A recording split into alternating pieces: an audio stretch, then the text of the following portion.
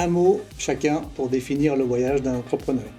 Pour moi, ce serait audacieux. Je dirais challenge et collectif. Et moi, je dirais palpitant. Alors le mot pour moi c'est aventure.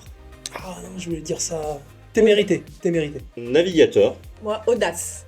La phrase que vous répétez souvent aux entrepreneurs pour réussir leur développement. Oh là là. On y va? Je dirais sois bien entouré et assure-toi d'avoir autour de toi des personnes qui partagent les valeurs de l'entreprise. Il faut sortir pour s'en sortir. Aller dans des réseaux comme tous ceux que vous verrez au vœu du monde économique. Le fait d'échanger avec d'autres, de confronter des points de vue. Oublie que t'as aucune chance, fonce, et sur un malentendu, faut conclure. L'erreur à ne pas commettre pour réussir sa croissance. Bien choisir ses collaborateurs. Moi, je pense qu'il faut éviter de se précipiter. D'aller dans un métier qu'on ne connaît pas. Pas de précipitation. Puis bien s'entourer. De rester seul.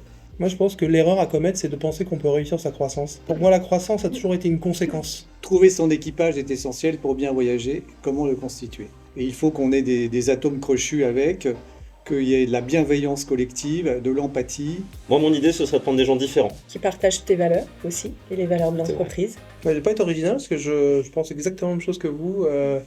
En fait, C'est chouette. je veux dire qu'on est unis, tout ça. Ouais, c'est beau. Cool. Sprint ou marathon? C'est une course de fond. Et en même temps, on est tellement confronté à l'inattendu qu'il nous faut sprinter. Un sprint, mais on se passe le relais. Le sprint c'est la journée et le marathon c'est sur des années quoi. Pour moi, c'est clairement un marathon. On n'est jamais arrivé finalement. On est toujours sur une prochaine étape. Ça va là? Mer ou océan?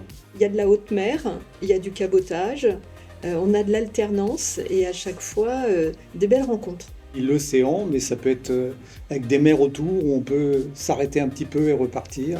Moi, je dirais plutôt mer. Je trouve qu'il y a tellement grande variété de mers avec des paysages ou des entités différentes que c'est d'une découverte permanente. Bon, on est bien synthétisé, hein. On refera ça.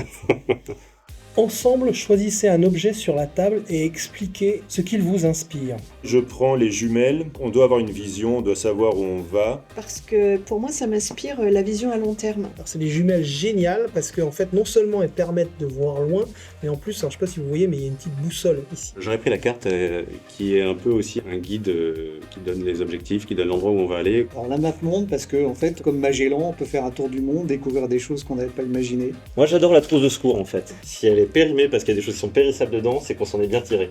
Une chanson pour donner de l'énergie aux entrepreneurs. Ça serait Painted Black des Rolling Stones. C'est une musique qui est quand même assez tonique, péchue.